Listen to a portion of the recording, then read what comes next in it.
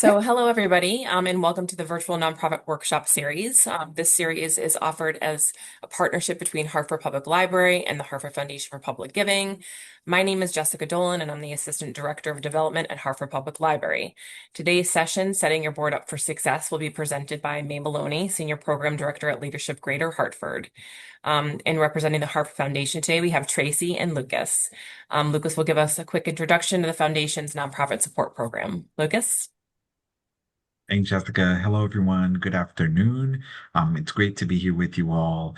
My name is Lucas Codognola. I'm a senior officer here at the Hartford Foundation, and I'm part of the nonprofit support program team.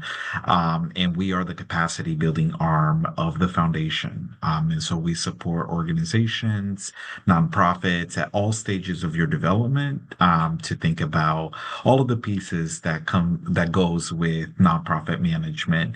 And we're really proud of this partnership with the library as well with Leadership Greater Hartford in providing you all with an overview of good governance and setting up your board for success. We're really excited for this session. And as an encouragement, you will receive the resources, the slide deck, and the recording. Definitely encourage you all to share with your board members, and other stakeholders of your organization as you all work through board development in your organizations. And so with that, I will throw it back to you, Jessica, or May, whoever's going next. And thank you for being here. Okay, and I think we can go to May. Thanks. Thank you, Lucas.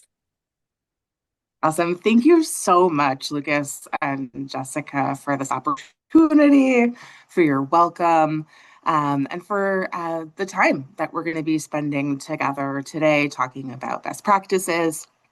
Uh, really appreciate the time that each of you are taking today, friends.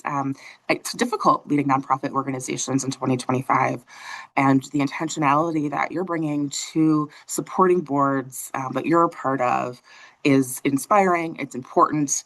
And my hope is that today will remind you of some best practices. Maybe there'll be some nuggets that you can take back to your teams. And the hope is that this is a useful conversation and dialogue. So I wanted to start today's conversation with a quote that I find both grounding and inspiring. Change is inevitable, growth is intentional. For nonprofit boards, this quote is a powerful reminder that while external circumstances like funding shifts, community needs, leadership transitions are consistently changing, growth doesn't happen by accident.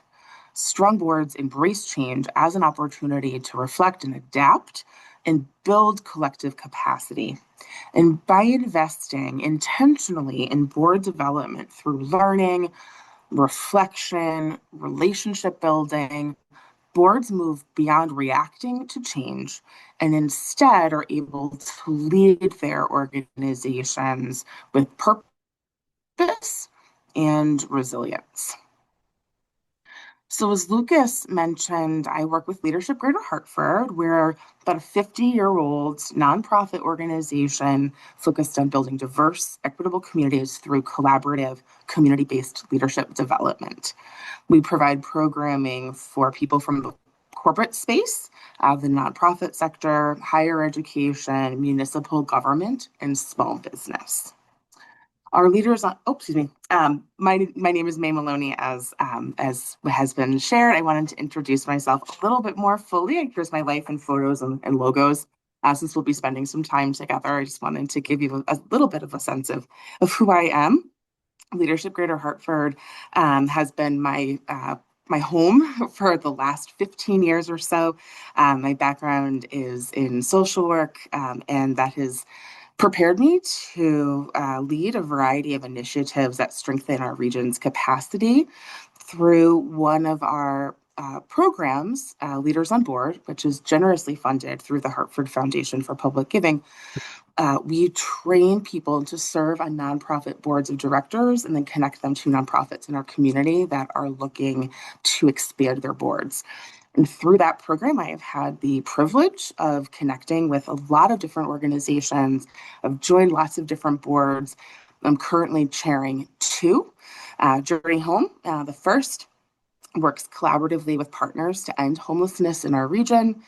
And also, I chair First Town Downtown, which is a really small grassroots nonprofit in my hometown of Windsor that promotes civic engagement, economic vitality, and community connection.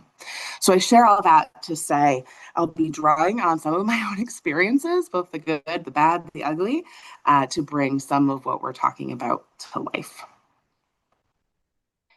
So we have a jam-packed day. We're going to be moving pretty quickly. We're going to start by grounding ourselves in an understanding of the nonprofit sector and its life cycles, which can help us reflect on where our own organizations may fall and what that means for board development.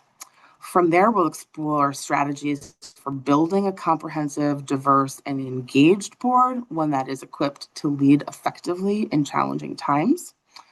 We'll also take a look at the 10 basic roles and responsibilities that board members share and what those really mean in practice.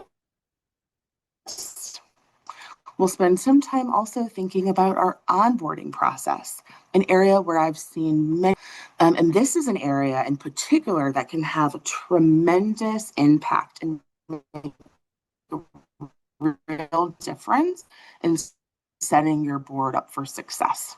With us throughout our time together. Use the chat as much as you can. Our friends at the foundation and the library will be checking in with the chat and will surface any questions and timely comments. There's great wisdom in this Zoom room, and we certainly want to capitalize on it. So I'm curious to know a bit more about who is in the room and what your experiences have been. So we're connecting virtually today. And so I'm going to ask that you share your responses in the chat. And you can think of this as a spectrum. So we're going to ask you a question and think of it from fist to 5. So fist is like a 0, 5 meaning sort of the most. So the first question is, how confident are you in your current board's understanding of your roles, of their roles, excuse me. Fist or 0 would mean we've got a ways to go. There's not a deep depth of understanding. There's often confusion. 5 means there's consistent understanding. And we have a pretty good sense of board functions, board roles, board responsibilities. You might be somewhere in the middle. That's fine too. But please throw into the chat sort of where you're feeling. I see 3.5, 4, 4, 3, 2s. Yep. So there's some ranges. Thank you. Thank you, friends. Fist, Carol. Yep, I hear you. Thank you. So we have some room. I think it sounds like we're all sort of thinking about how we can be even better. Our next question, how engaged is your board? Fist or 0 means we are not that well connected. We're not that engaged. Folks aren't regularly showing up. They're not coming prepared to meetings. At the other end of the spectrum, 5 would mean that you're feeling your board is actively engaging. They're coming prepared to meetings. They're asking good questions. They're attending events. There's strong, robust committee work happening. Where do you think that your board would fit along this continuum? Okay, so 3s, 4s, wonderful. So we're feeling like we're having a pretty good engagement, maybe a little room for some growth. How about this one? How well does your board reflect the community that you're serving?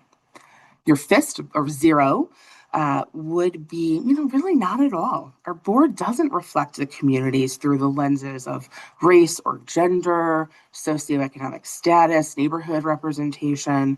5s means, yep, our board looks like our community. Again, a spectrum.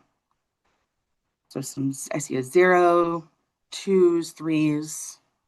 Great, a 4. Great, Josephine. Thank you. Last one. How challenging is it to recruit new board members? Fist or zero, means we really need some help here. We have open spots. We need thoughtful, engaged volunteers to step up in a leadership way. 5 means recruitment is easy peasy.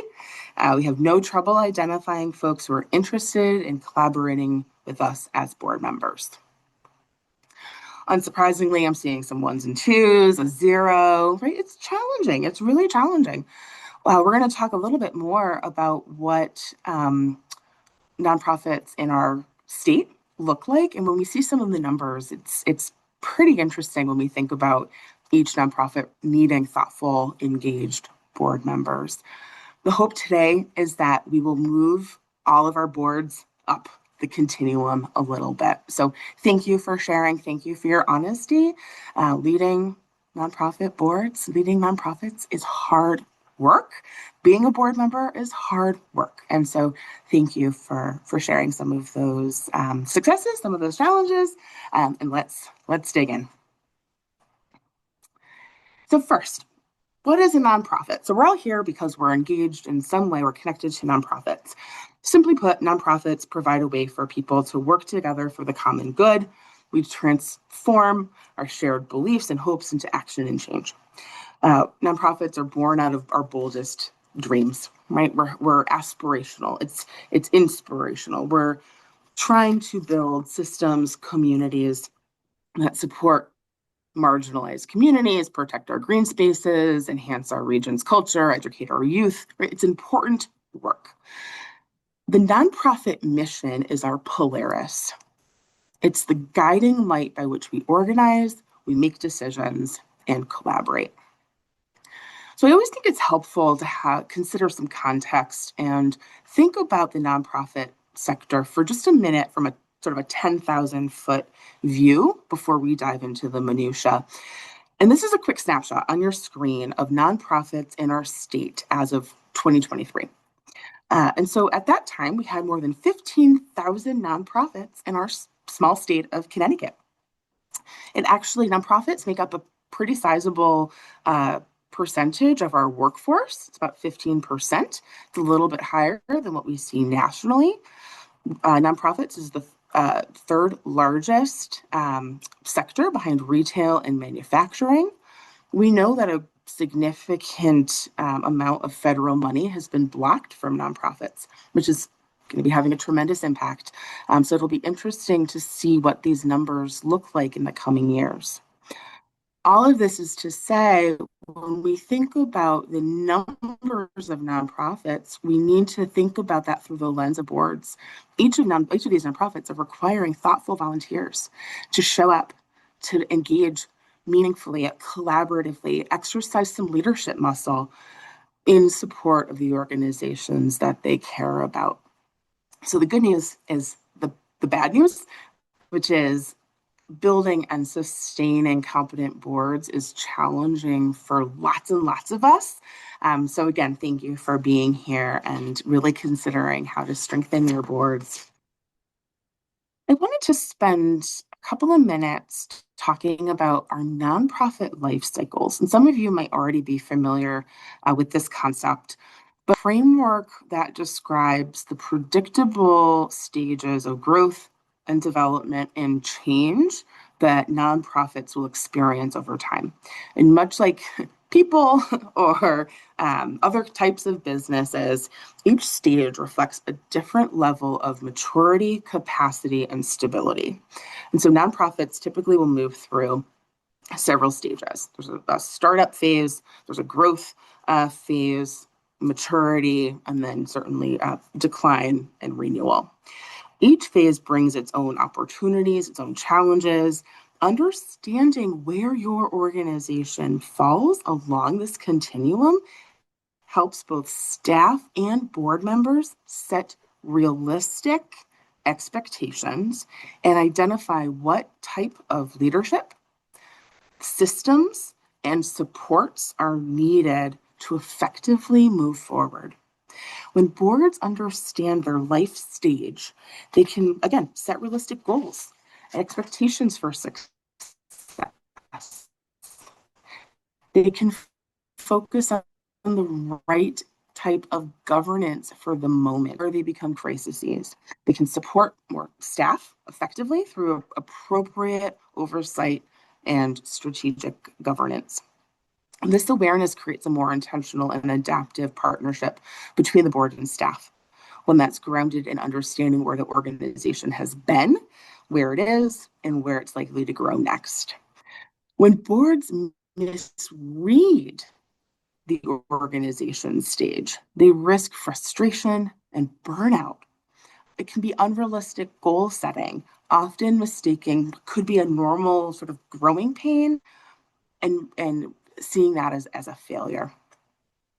So in the early startup phases, often passion is what's driving the work. The organization is often founded in response to a growing community need. The board is deeply hands-on. They're helping to plan events, write the thank you notes, make the deposits. Perhaps they're delivering the services. We often think of this as sort of a working board. Members will wear two hats. So the volunteer staff hat and the governance hat. And it's important that these members, these board members, recognize the difference between the two. Board members still need to really think about their capacity in this phase. Do they have the capacity to be a governing sort of board member as well as a volunteer staff member? As programs expand and deepen impact, organizations often will see that they're gaining some levels of stability. Some staff might be hired, systems become more formalized, the board shifts its focus from more operations to governance. They just can spend time thinking about strategy, they can analyze budgets, consider different funding opportunities. The board members still work, but their work looks different. It's guiding direction, stewarding resources, and ensuring sustainability rather than running the day-to-day. If an organization begins to lose funding, staff and community connections are dwindling, the board's role becomes one of reflection and reinvention. This is the time to reassess mission, connect with partners, and explore renewal strategies before challenges become crises. So take a moment to consider first, where do you think your organization fits along the continuum? Does your current board composition reflect the needs of that life cycle, of that phase? If you're a brand new 501c3 and you're really thinking about how to grow, you might want to consider board members who've been part of a startup or have an entrepreneurial orientation.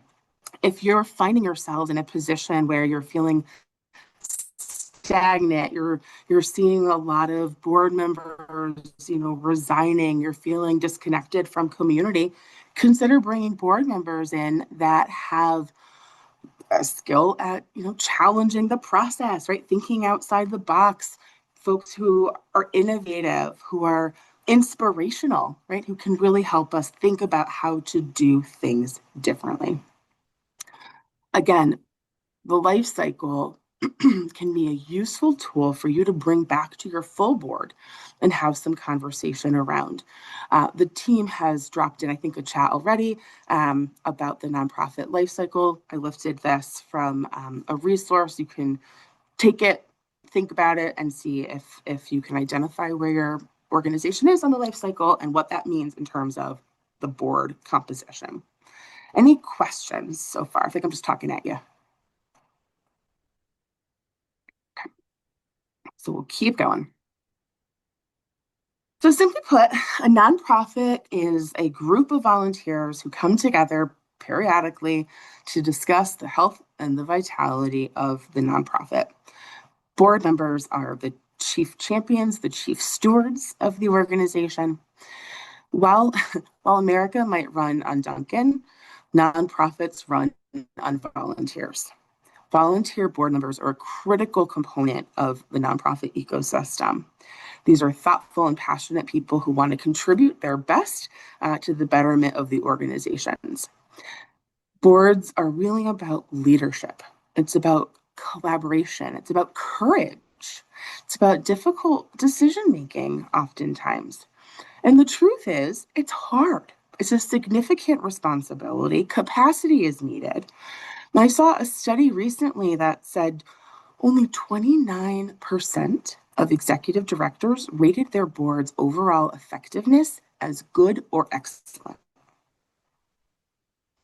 In the same study from Board Source, a study of nonprofit chief executives and board chairs, they found significant concerns. About 50% of 50% of executives said their board didn't have the right members to establish trust within the communities they serve. And that same survey showed that more than 50% of board members report not feeling confident in their roles. So this is a huge challenge. If we want our nonprofits to be successful, we need our boards to be empowered, educated, and prepared. One complication in all of this is that our boards are always evolving. Members come and go, our nonprofit life cycle will change. There can be a mismatch between who we have on the board, who we might need. In general, I think many of us are thinking about the best boards as being a robust group of thoughtful volunteers who are racially diverse, representing gender diversity, socioeconomic status. They're bringing together a diverse array of professional acumen, strong backgrounds in finance and marketing and, the legal services. We want people who have a deep passion and understanding of the mission. Many times we want people to serve on the board who have lived experience in relation to the work that we are committed to. Many of us have probably heard that board members are asked to contribute the trifecta: time, talent, treasure. Ideally, board members have the time and the capacity to engage meaningfully, share their ideas and perspectives, and have the capacity to financially donate and drive fundraising efforts. Most of the time, our boards don't have all of these things. Often, we don't have enough people. Board members may be stretched too thin, unable to attend board meetings or committee meetings.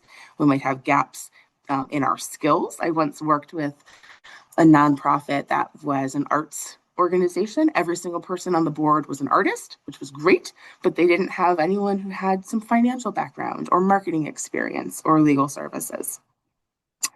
Sometimes our boards don't reflect the communities that we serve. I served on an education foundation board in Windsor, which is a very racially diverse town, but this board had no people of color. They also had no men, right? We were very skewed. Board members may be very well-intentioned, but have not yet developed a deep understanding of the organization's impact, the depths of service, the nuances of our programming. I hear from many boards describing ineffective or anemic committees. Folks are sometimes unsure of what committees they're on. So there are many gaps between what we want our boards to be and what the reality actually is. So the first step in all of this, I think, is to take stock in who we are today. Where do we fit into the life cycle? What kind of board members do we need right now? Good questions to think about are the skills that are currently on the board. What skills, expertise, areas of skill are your board members holding? Do you have folks that have a particular, background, acumen? If not, are folks in the pipeline with those areas? Here's a few examples, but there's many, many more. What are our connections? Who do we know? Where do our board members work? What networks are they a part of? We've all heard the phrase, it's not what you know, it's who you know. Are board members involved with town council or municipal governments? Do they work for corporations, small businesses? Do they have nonprofit experience? It's helpful to map these connections. We also want to consider thoughtfully our racial demographics. According to a report by the Urban Institute, about 66% of nonprofit board members identify as white, with about 70% of executive directors reporting as white. So what does this mean? So there is often a discrepancy between the racial and ethnic diversity of board members, especially board chairs and executive directors, and the broader population, and often the communities served by that nonprofit organization. Many studies have focused on larger nonprofits. And so, for those of us that are representing smaller nonprofits, the data shows that those organizations, those boards typically are a little bit more racially diverse, but probably a space that a lot of us are thinking about when reporting when recruiting board candidates, it's useful to know that while progress may have been made on your boards in terms of increasing representation and diversity, we also want to be very thoughtful around the ways that we're intentionally building inclusive and equitable board spaces. And that's something that we're going to talk about in a little bit. I hate the term soft skills, but for lack of a better term, I think it is helpful to bear some consideration, some attention around our personal styles. What soft skills are we having on the board? What leadership attributes are represented? Think again about your nonprofit life cycle. What skills are most needed now? Tracy has put into the chat a sample matrix that you can use to track your board across many of the dimensions that we've discussed. Please feel free to use this and change it up based on the criteria that you feel is most important for your board. Any comments so far? May, we do have a question on the chat for you. Yeah, Rosalind please. asked, can a board member hold the position of executive director? Yeah, so um, board executive directors are the way I've seen it is they are on the board, but they are not voting members of the board. So they are engaged with obviously board meetings. They're certainly connecting to board members. They are engaging on strategic conversations. But at least the boards that I've a voting voice in the same way that other board members would. Thanks for the question. Anybody else? Good for now? Okay. So we've been May, talking about oh, level. Oh, sorry, Lucas, go ahead. sorry, there's a quick question that came up really quickly. Yeah. I'm not sure if this is, Yesenia is asking, I'm not sure if this is a question, if this question has been answered, but what is the healthy number of executive members versus board members? So is executive members meaning like president or like board chair, vice chair, secretary, treasurer? Did I freeze? Correct. Yeah. Okay, thank you. I keep getting a notice that I have unstable internet, which is fascinating, into the internet at my office. So I apologize if it's a little bit glitchy on your end as well. Um, okay, so great question. So the size of the board often is dictated by the size of the organization itself. So I've seen really thoughtful engagement with boards that are anywhere between 6 and 12 members.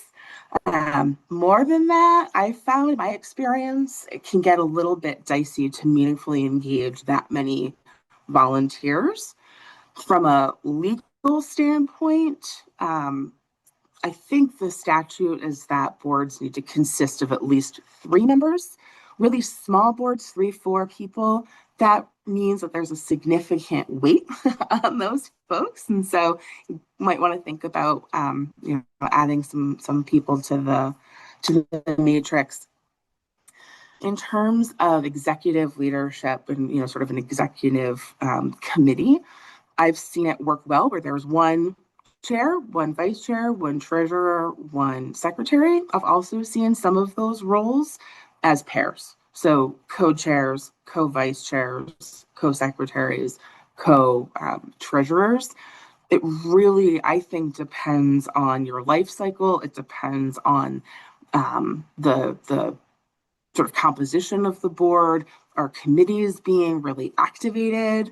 Are you feeling that board members are engaged on committee work? Right, there's a lot of different considerations, and I'd be happy to chat with you a little bit further offline if that's helpful. Thanks, friends. All right, so we've been thinking about level setting our expectations, having a clear picture of what our boards are comprised of, where there might be some gaps. Who is ultimately responsible for building and sustaining a competent board? It's the board themselves. Certainly, executive directors, if present, can and should be involved in the process. But it's important to remember that board members themselves are the drivers in identifying prospects and connecting them to the board for consideration.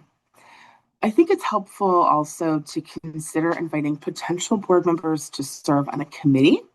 As long as a board member is chairing a committee, non-board members can serve. And this is a great way to get to know the volunteer, for them to get to know you. Sometimes we're so eager to fill our boards, we grab folks and vote on their candidacy, perhaps too quickly. And it's not fundamentally helpful to the board. And it can be a frustrating experience for the board member too. So we're going to spend some time thinking about recruitment. If the board is responsible for recruiting, who should we consider? So first, we can start by asking who's already in our network, who's coming to our events, who's showing up year after year. Sometimes the best board candidates are already right in front of us. They're people who have demonstrated sustained interest and commitment. Next, who's financially stepping up?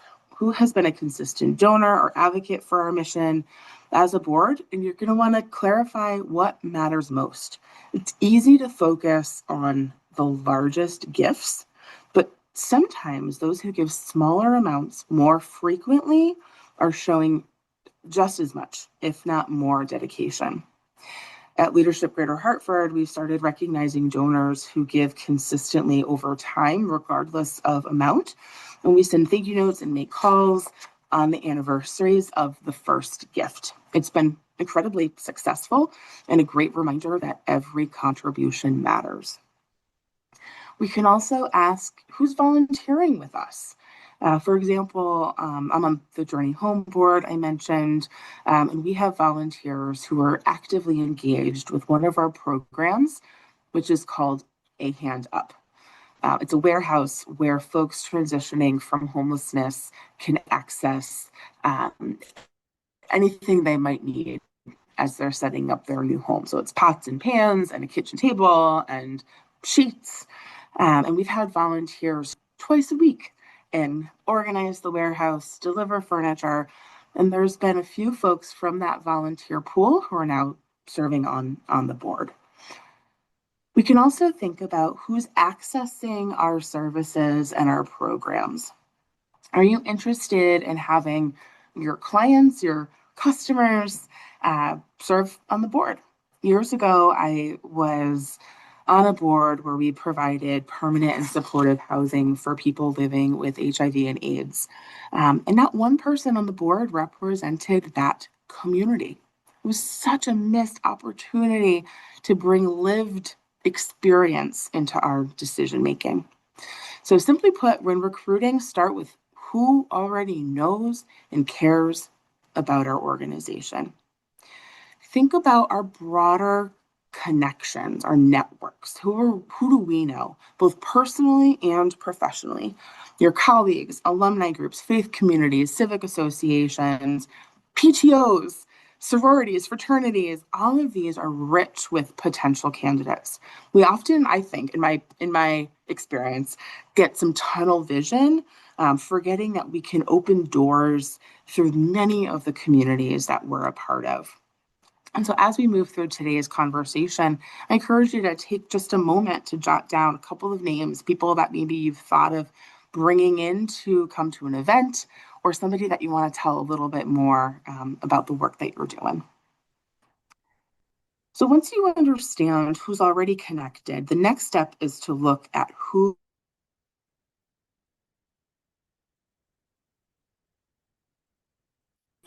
And from there, we make a plan. How can we thoughtfully and authentically build new relationships? It's important to remember that relationship building should not be transactional. When entering new spaces, we need to approach conversations with genuine curiosity. We want to learn about the individuals that we're meeting. What excites them? What motivates them? What do they care about? Ask yourself, is this a natural connection between this person and our mission? What's interesting to them? The goal, hopefully, isn't to just fill a seat. It's to cultivate relationships rooted in shared purpose and mutual respect. I often talk to board members who will say they feel like they were invited to serve simply because they have a beating pulse or because they fill a quota. Accountants sometimes will tell me the only reason I was asked to serve is because I'm an accountant. Now, of course, having someone with financial expertise on a board is incredibly helpful, but that mindset can also be limiting. That person likely brings so much more to the table, other skills, perspectives, passions, connections that go far beyond their professional role. And when we pigeonhole board members into a single function or a single committee or a single skill set, we ultimately miss out on the full range of what they can contribute. So when you're talking with someone about joining your board, I encourage you to be crystal clear about why you're asking them. Sure, part of it might be because of their job, their expertise, their company's connections to your work. Absolutely. But I encourage you to go a little bit deeper. What else do you see in them? What qualities or values or experiences make them a great fit? Why would their specific voice and their perspective strengthen your board? When people understand why they've been chosen, they're going to show up more fully. And that's when engagement and impact really do grow. Layered onto all of this is a reminder that we need to center our mission in how we are connecting with our boards, with prospective board members. As we've said, your mission is your Polaris. People are going to want to serve on an organization's mission that they care about. And returning to mission time and time again, both for those we're recruiting and those who are currently serving, are critical. It will help keep us engaged, inspired, and motivated. When we understand our why, we're much more likely to carve out the time to come to meetings. So this quote is from Brene Brown. Many of you may know her. She's a researcher, author, psychologist, and she studies things like shame and vulnerability and compassion. And she writes, stories are just data with soul. So what are the key elements of your organization's stories that you want to keep at the top? What do you consistently want to remind folks about? What stories continue to demonstrate your organization's impact? It is needed. Not only can this be a useful tool for recruitment, it's an exceptional tool for sharing existing board members as they carve out the time to share thoughtful and meaningful skills and perspectives with you. We've been talking about the need to both inspire and motivate, and that's a really challenging sort of leadership skill. Motivation is lighting a fire under someone. Inspiration is lighting a fire within someone. My English mom recently told me that the word inspire in Latin means to breathe life into. And that's what we do when we inspire others. We breathe life into a dream. Serving on a board is meaningful work, but it's not easy work. And there are seasons of challenges where the there's where the challenges feel bigger than the wins. When momentum slows, when our external pressures are making progress very difficult. So, how do boards stay inspired even when it's hard? So, first, we need to stay connected to mission, revisiting the why, bringing stories of impact into every meeting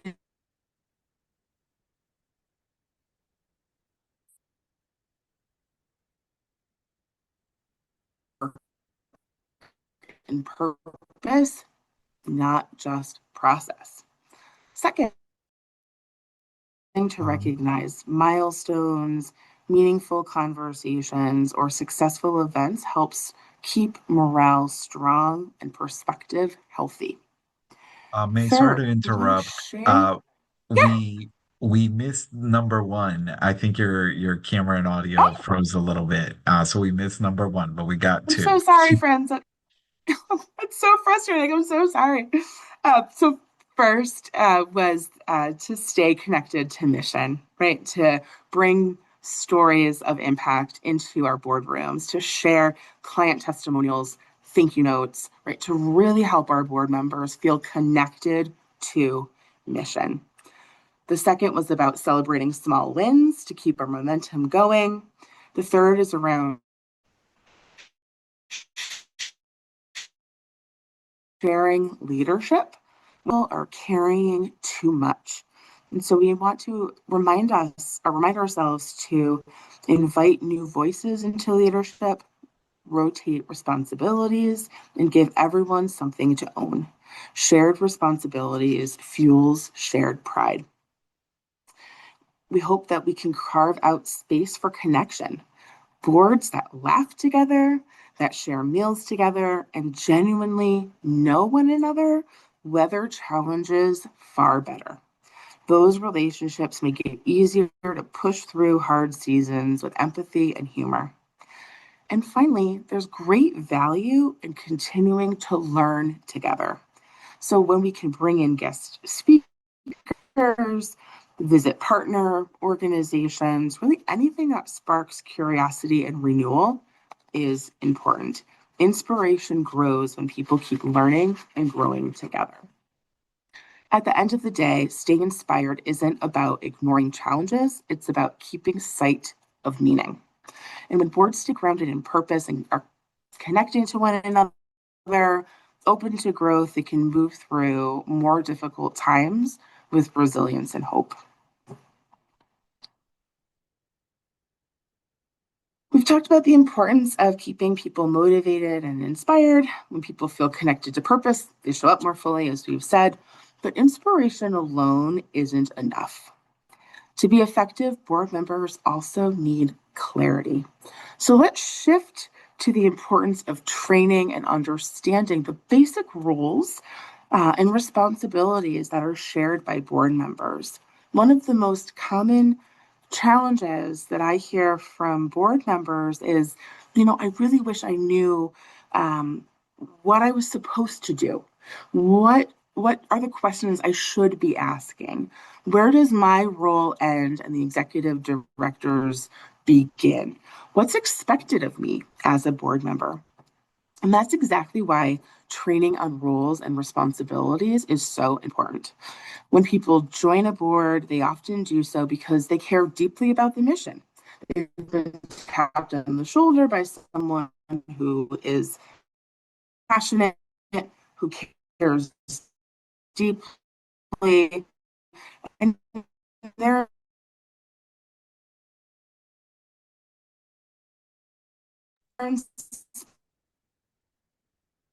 responsible for, and how the Hey, May, sorry two, to interrupt again. I think we're yeah, missing, you're coming in and out a little bit. I wonder if oh you my shut off your goodness. video for a little bit. It might help.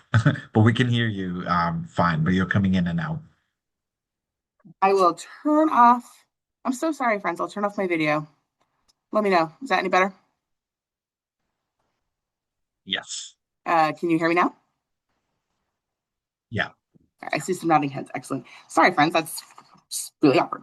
Okay, so just to quickly recap, we've talked about the importance of keeping people motivated and inspired, recognizing that people join boards because they are excited to assist, to support, to collaborate. But really, passion and excitement isn't enough.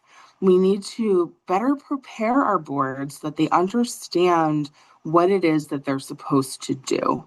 And one of the areas that I hear most from boards and board members is I don't really know what's expected. I don't really know how to bring my best skills, perspectives in a way that is helpful, what's appropriate. And so it's essential that our boards are trained, that they have a sense of what is needed. Training helps to align expectations. It creates a shared language around governance, things like strategic direction, fiduciary oversight, organizational stability, sustainability. It also helps board members have healthy and productive relationships with our executive directors. It sets us up for success. What we're saying is through this training is we value your time and we want you to feel confident and effective in your role. Even seasoned board members benefit from refreshers. Roles evolve, organizations grow, and best practices shift. A quick annual review of roles and responsibilities keeps everyone aligned and prevents confusion. Training builds confidence when people understand what good governance looks like, how to read a financial statement, how to evaluate risk, how to support the executive director. They feel both empowered and inspired to engage more meaningfully. And finally, training reinforces accountability. When everyone knows the expectations, it's easier to hold one another and the board to a standard of excellence. At its best, board training isn't a one-time orientation. It's ongoing. It's an investment in your board's effectiveness, culture, and impact. So a bit of a shameless plug. On your screen, you see a slide about our Leaders on Board program. We offer Leaders on Board once a month. And this is a virtual session where we talk about the 10 basic roles and responsibilities of serving on nonprofit boards. We also connect folks to nonprofits in the community looking for new board members. But I will share, if you're currently serving on a board and you think that you could benefit from this free virtual training, please do. I'll be happy to share that resource at the end of the session. Can y'all hear me a little bit better? Yeah, May, it's coming in very clear. Oh, Thank you. wonderful. Thank you, Lucas. Thanks for the suggestion. Turn off the camera.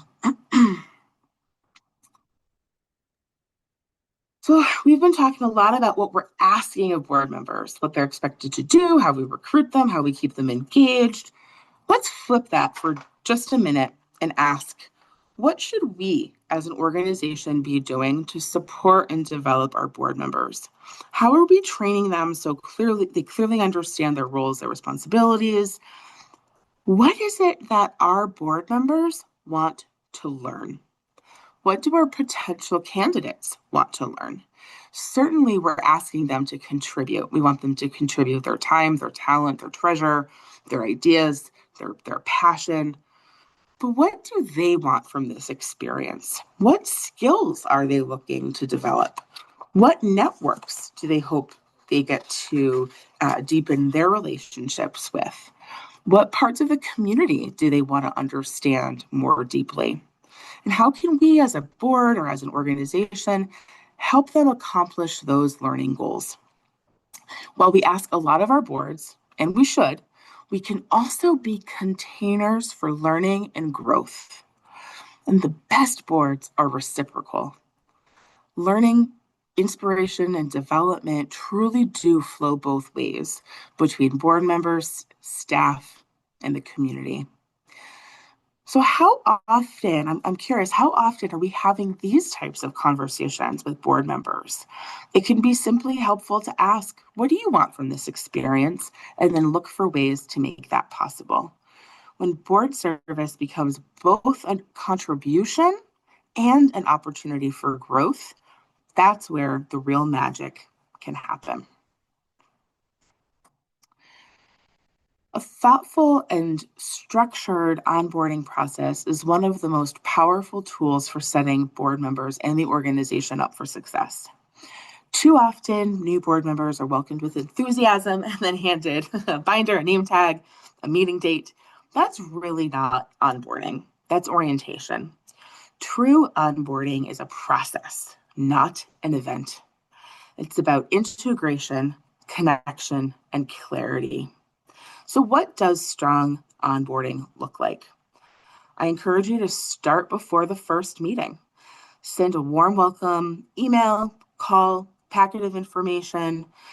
This packet could include your mission, your strategic plan, recent impact highlights, a personal note from the board chair, the executive director. This helps.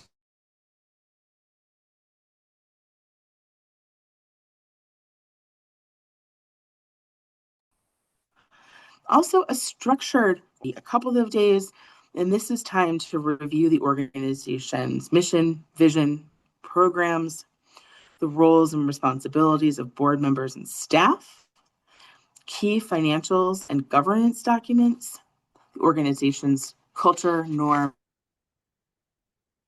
can be paired with stories and conversation, not just documents, which can bring our mission to life. I've seen success where new board members are partnered with a board buddy. We do this at Leadership Greater Hartford, and we ask that the board buddy meets with the new incoming board members before their first board meeting. They sit next to them at their first board meeting. They follow up after to say, "Hey, what questions do you have? What's coming up for you?" This does require certainly more time from our board members, but I have to tell you, it has been incredibly successful for us as we've welcomed new board members into our community, and it helps our current board members feel engaged and contributing in a really meaningful way. I also suggest that we encourage new board members to get deeply involved as quickly as they can. So, attending an event, coming to a site visit, sitting in on a couple of different committees as they think about where they might want to serve. Engagement drives confidence and belonging and helps them see how their contributions can matter. And then also, we want to be very explicit about our meeting attendance, our fundraising expectations, and our ambassador roles. People are going to feel more confident when they know what success looks like. I often talk to nonprofit board members who will say, "Gosh, I didn't realize it was going to take up so much time." Right? It was sort of undersold, right? That's not really helpful. It's not helpful for the board. It's not helpful for the person. So be transparent and upfront about what the needs, the time commitment, the capacity really is.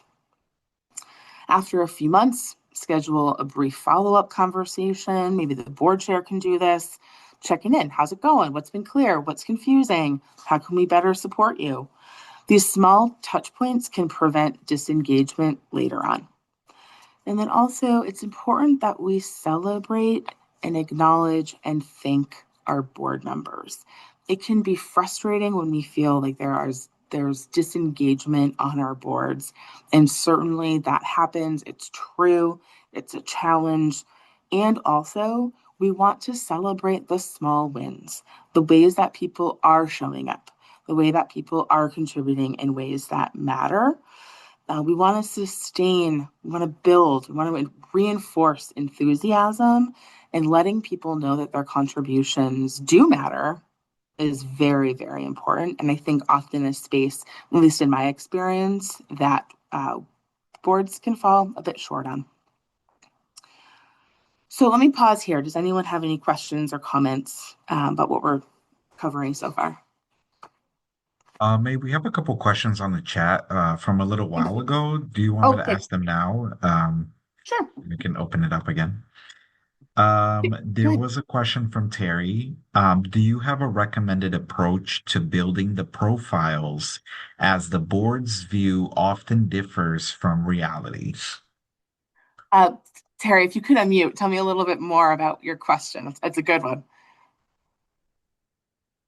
It was driven maybe more from the vantage point of whether it's personal styles, makeup of the board, the backgrounds, how effective the board is working.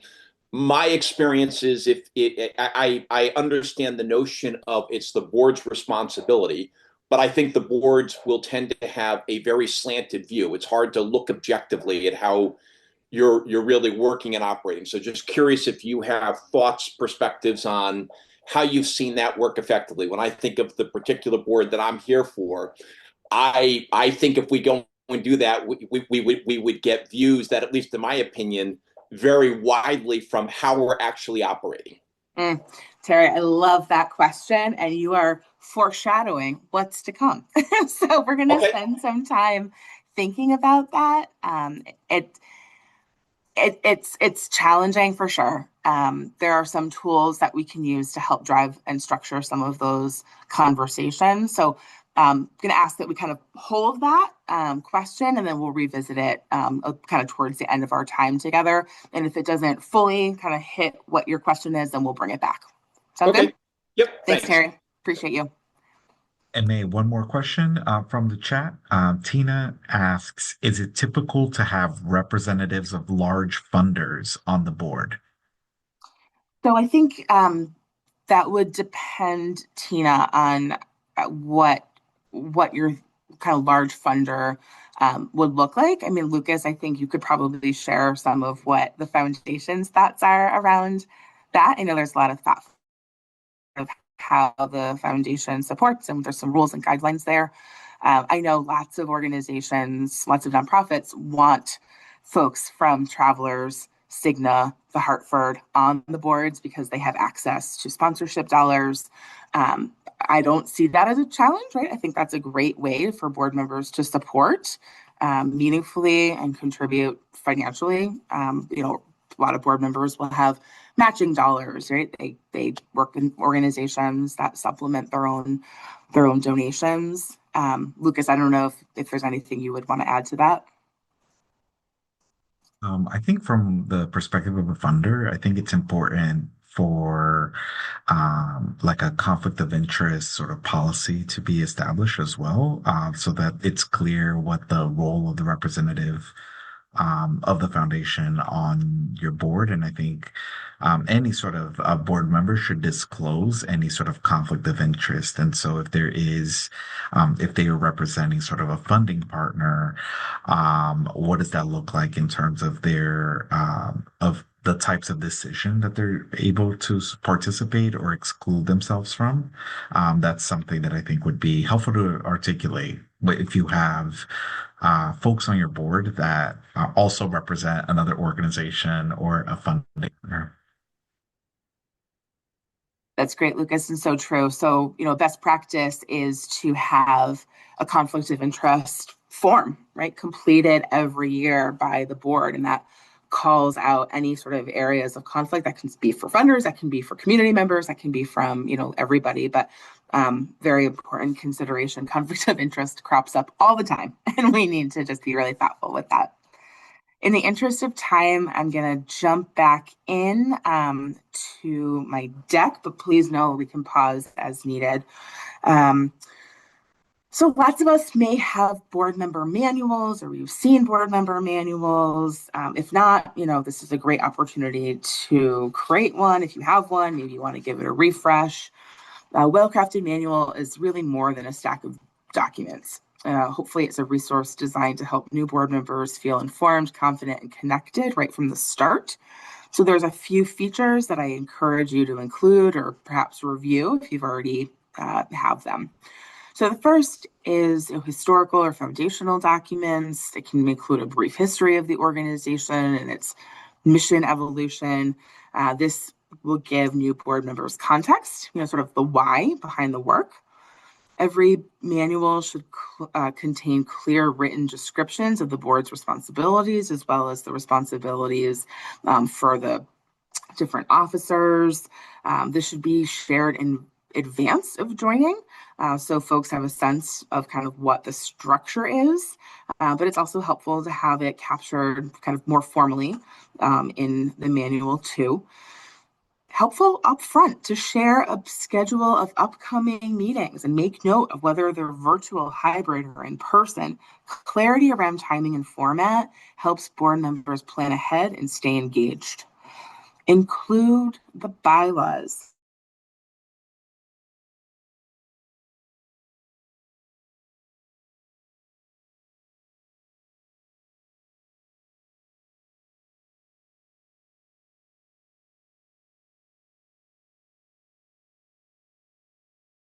It can be helpful also to include financial data, such as a May, can you summary. back up a second? We lost you. Oh, sure. Oh, my goodness. Thank you. Yeah, no, thank you for letting me know. So I was saying that including the bylaws is particularly helpful. It has good, while technical, really helpful and essential information that leads to informed decision making. Can you hear me now? Is that better? All right, thanks. We also want to add Yes. recent financial data, such as a summary of the latest fiscal year and current budget snapshot to give new members a sense of the organization's overall health. It's also really interesting to me that I've seen many, many manuals that don't include a list of other board members. I encourage you to share contact information, provide an organizational chart, help new members understand how the organization flows, help board members connect to one another, list all active board committees, their purposes, their current leadership. You can identify which committees are open to new members, what kind of work they do. So ultimately, your board manual should prepare a new board member for success. And think back, what information do you wish you had when you first joined? Joining a board can be overwhelming, especially when others have been around for years. A thoughtful manual paired with a welcoming culture sends the message that we're glad you're here and we want you to thrive. And to that end, I think this is a helpful frame. Being part of the team is a feeling and not a place. When we talk about what makes boards effective, we often focus on structure, like bylaws, committees, strategic plans. But just as important, and maybe even more so, is culture. At the heart of a strong board culture is a sense of belonging. When people feel like they truly belong, that their voices are valued, their perspectives are respected, and their presence makes a difference, they show up differently. They engage more deeply. They take ownership of the mission. Belonging transforms participation into commitment. It turns I attend meetings into I'm part of something that matters. For many boards, though, belonging doesn't happen automatically. It has to be cultivated intentionally through small and meaningful actions. We can think about how we welcome new board members in personal ways, how we make space for diverse perspectives and lived experiences, how we're ensuring meetings feel inclusive and balanced where everyone has a voice, and also how we can acknowledge contributions and not just outcomes. A sense of belonging also supports psychological safety, that feeling of being able to ask questions, admit mistakes, or challenge ideas without fear. And when people feel safe, they're more innovative, more honest, and more willing to tackle the hard conversations that strong governance requires. Belonging fuels engagement and effectiveness. And boards that prioritize connection, not just composition, are the ones that truly move from good to exceptional.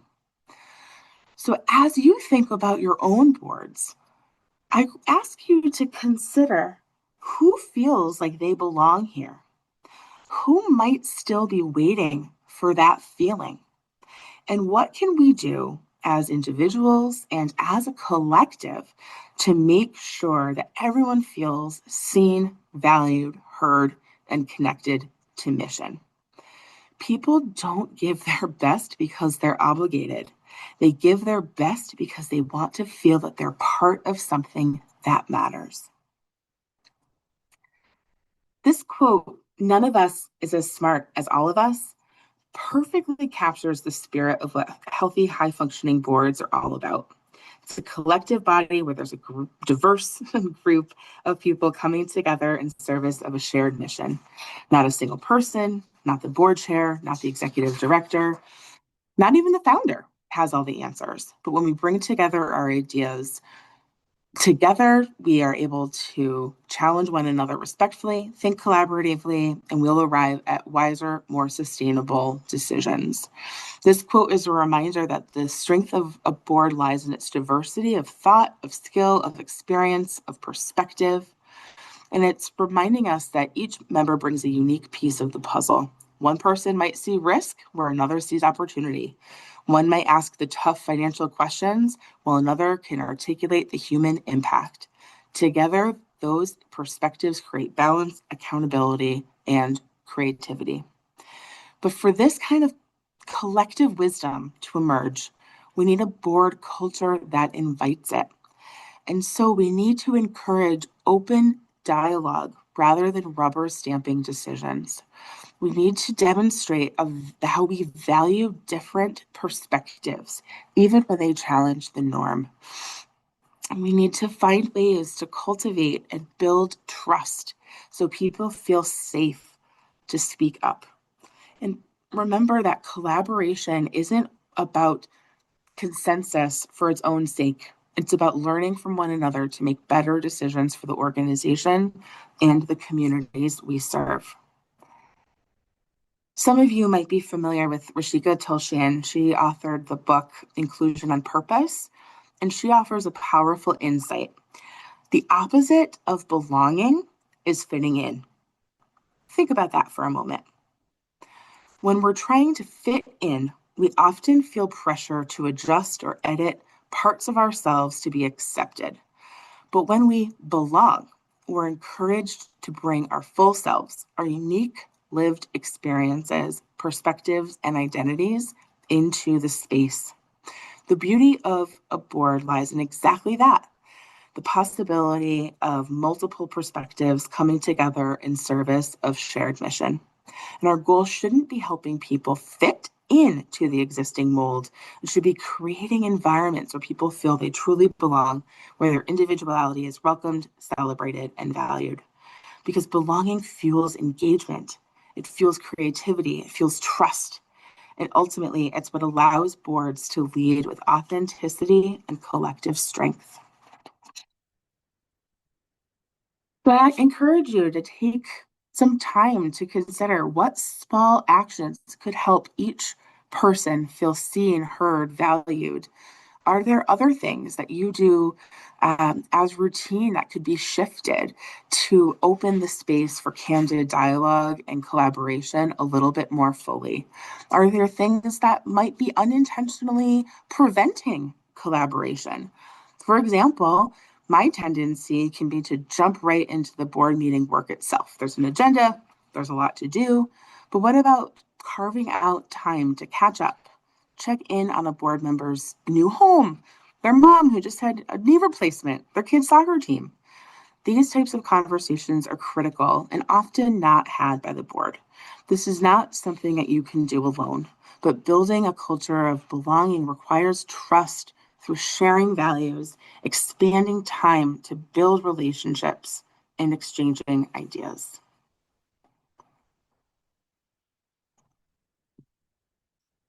So I realize that we're covering a lot of information, and a lot of this is inspirational and sort of, it can be challenging to attain. And I think there are some tools that we can incorporate that can provide some of the scaffolding to ensure that our boards have some structure to operate at their best. So we're shifting gears a little bit, and I know this is a lot of information. I thank you for staying with me, particularly with the technology challenges. But here's one particular tool that you might want to consider. At Leadership Greater Hartford, we use something called a board planning and pledge form. You might use something similar. If not, it could be a useful tool to incorporate. I've brought this practice into several of the boards I serve on. It's been very helpful. Each year, we ask board members to map out the ways they plan to contribute to the organization. Some questions might include, which events do you plan to attend this year? What financial contribution do you plan to make? Who are 3 people you plan to introduce to the nonprofit? The specific questions can vary on your board's needs, but the process itself is what matters most. It encourages reflection and intentionality. It helps to level set expectations, clarify commitments, and ensure everyone understands what meaningful engagement looks like. Even more importantly, it provides a way to revisit and reflect throughout the year. How are we showing up as board members? Where are we following through, and where might we need support or reminders? When used thoughtfully, a board planning and pledge form isn't about policing participation, but it's about alignment, accountability, and shared purpose. It helps everyone stay connected to why they serve and how they can contribute most effectively. As much as it's important for boards to plan and commit at the start of the year, it's equally important to pause and reflect on how it is that we're doing. Strong boards, just like strong leaders, are willing to ask themselves hard questions. Are we fulfilling our responsibilities? Are we contributing at the level we hoped? Are we modeling the kind of leadership we want to see in our organization and our community? Self-evaluation isn't about judgment. It's about learning and continuous improvement. It helps individual members reflect on their engagement, and it helps the board as a whole identify where they want to grow. So you might want to consider using a simple annual self-assessment for board members to rate their participation in areas of growth. Terry, I think this is some of what you were wondering about. I had the opportunity to serve on 2 boards very quickly when I started to work within our Leaders on Board program. One was a very large healthcare organization. The board meetings were very polished, very professional. They took place in, an executive conference room with leather chairs and a catered supper. The other was a small grassroots organization. We had board meetings in the board chair's house. The dog sat next to me on the couch and we had supper together, right? 2 totally different kinds of experiences. That year, I had a baby and my entire life changed, right? And suddenly I was really busy in a way that I had never been before. And when it came time for me to do my self-assessment, I really had to grapple with the fact that while I cared about both organizations, I found that I was struggling to articulate the impact that this healthcare organization was having on the community. I began to notice I was scheduling things over those board meetings. I did not attend most of the events that I was invited to. This was not something I was even doing intentionally. It was something I didn't even have awareness around. When I provided some, introspection and evaluated myself as a board member for the other really small organization, I still felt that I had time to participate meaningfully. I was able to carve out time to attend meetings. I was prepared to ask questions at board meetings, but I realized I wasn't a strong board member in both spaces, and I really had to reflect on that. That said, not every person is going to provide honest feedback in that self-evaluation. I think a lot of the skills and the tools that we've been talking about today in terms of building trust, building a sense of belonging, educating and reminding people about what the essential functions, roles, and responsibilities of the board all need to happen before we can have a meaningful evaluative process. I think broadly, the board can be thinking about their own processes. So certainly we want to look inward at how we as an individual contributor are showing up, but finding ways to provide some process questions for the full board is helpful. What's going really well about these meetings? What's going really well about how this organization is moving this year? What do you want more of? What do you need less of? What questions do you have? How can we help you? How can we help each other be more effective and connected in the next year? So evaluations give members a chance to realign with their own intentions, to reconnect with the why behind our service. And when done thoughtfully, they strengthen trust and transparency. They remind everyone that excellence in governance is not static. It's something that we build and refine together, because healthy boards just don't do the work. They take time to look at how we're doing the work. Terry, did that get to your question at all? A little bit. I can reach out to you offline. Okay. So thanks. Thanks, Terry. I appreciate it. This actually is a good time, though, for questions. So if anyone has anything that's bubbling up based on what we've talked about, I would love to have some conversation amongst the participants. You are all in the weeds doing this work. And so sharing ideas and resources amongst yourselves is really important. Lucas, too, if there's anything that you found in the chat, please let me know. Yeah, we have a question from Rob on the chat. Rob, I'm gonna read off your chat, but if you'd like to come off of mute and share as well, that is okay. I'll read off your chat, Rob. How do you feel? Question for you, ma'am. How do you feel about the statement for board members when it comes to fiduciary responsibility? And the statement is give, get, or get off. And then Rob shares, we talk about building a culture of generosity and Mhm. having a meaningful donation come from board members, whether it's $10 or $10,000.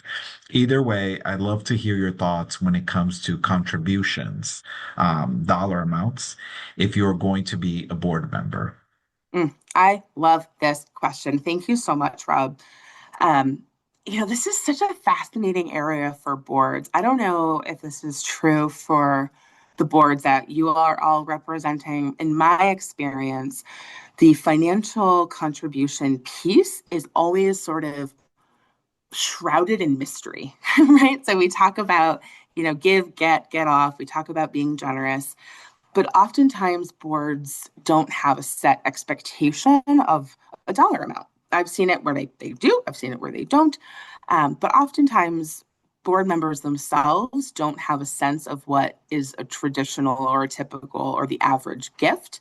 And I've seen it shared with board members in aggregate data just as a benchmark. So the average board member is contributing $150 or $25. Then it can help us sort of think about what is doable, achievable, what's standard. I've also seen boards have high expectations for donations that preclude people from serving on boards. So I mentioned earlier that I served with a board where we provided permanent and supportive housing for people living with HIV and AIDS. We didn't have anyone from that community serving on the board. And when we dug into the why, what was precluding folks, the financial contribution piece really became apparent.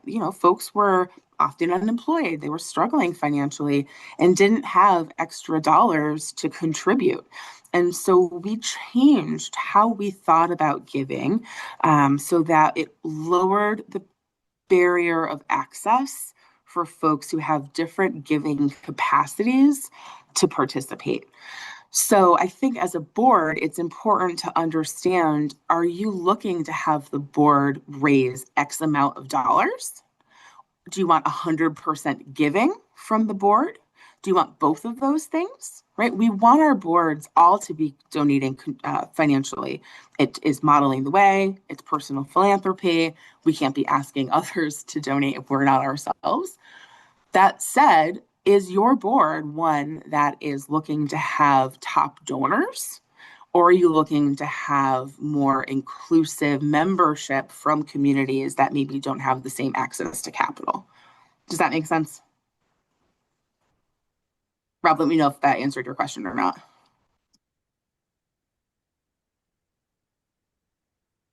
Thanks. Thanks, Rob. And may we have one more question? Yeah, And sorry, I think I lost the question here. Tina is asking, do you have a simple form for a board to use for a first ever self-assessment? I sure do. I'll be happy to share it with the team and they can distribute it. And feel free, this is a template that you can manipulate for your own purposes. Um, it requires folks to have a little bit of courage, right? And so I think there's benefit in letting your board members know